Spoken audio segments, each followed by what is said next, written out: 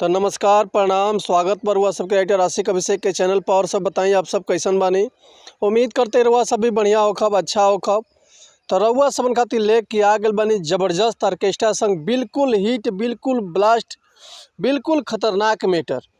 खुशी कक्कर के ट्रैक पर लेके आ गए बानी रहुआ सबके बिल्कुल हिट होखे वाला ऑर्केस्ट्रा में बजे वाला ऑर्केस्ट्रा संग। अगर एक रहुआ नया म्यूजिक बनवा के बढ़िया से गायकी कहतनी, दिल से गायकी कहतनी, तो 100% बाकी गाना और मार्केट में ब्लास्ट करी। ऐसे पहले रहुआ सबसे कहल चाहब कि अगर वह गायकी में इंटरेस्ट बा, गायकी में कदम रखले बानी, गायकी कल चाहतनी और वह के बढ़िया बढ़िया मैटर नहीं मिलत, बढ़िया गाना नहीं मिलत, बढ़िया स्टॉक बंदी नहीं मिलत, बढ़िया म्यूजिक नहीं मिल पावत, बढ़िया से गायकी नहीं कर पावत, तो अगर हमारा चैनल पर आ गए तो वह सबके निराश भइला के जरूरत नहीं है।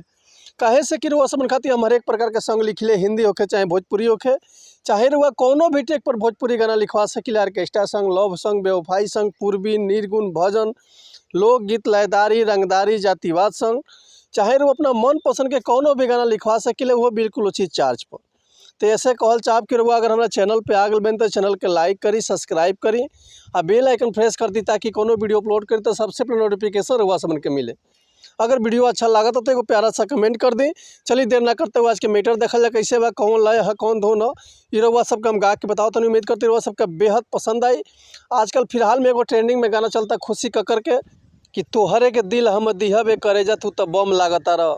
यही ट्रैक पर हुआ सब खातिर लेके आ गए बने बिल्कुल जबरदस्त ऑर्केस्ट्रा सॉन्ग। चलिए देखिए गाना कैसे बा कि सबका ही सोझे इजहार कर तारू, छोड़ी एक दूसरे से प्यार कर तारू। ए सोना सुनो कि सबका ही सोझे इजहार कर तारू, छोड़ी एक दूसरे से प्यार कर तारू। जानता नी रानी तू जवानिया के अपन व्यापार कर तारू, जानता नी रानी तू जवानिया के अपन व्यापार कर तारू। लव वाला रोग से बीमार कर तारू, नगदी केहू से तू उधार कर तारू। आ जानता नी रानी तू जवानिया के अपन व्यापार कर तारू, जानता नी रानी तू जवानिया के अपन व्यापार कर तारू।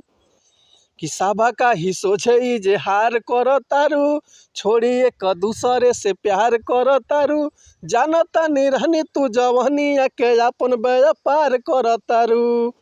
लव वाला रोग से बीमार कर तारू, नगदी केहू से तू उधार कर तारू।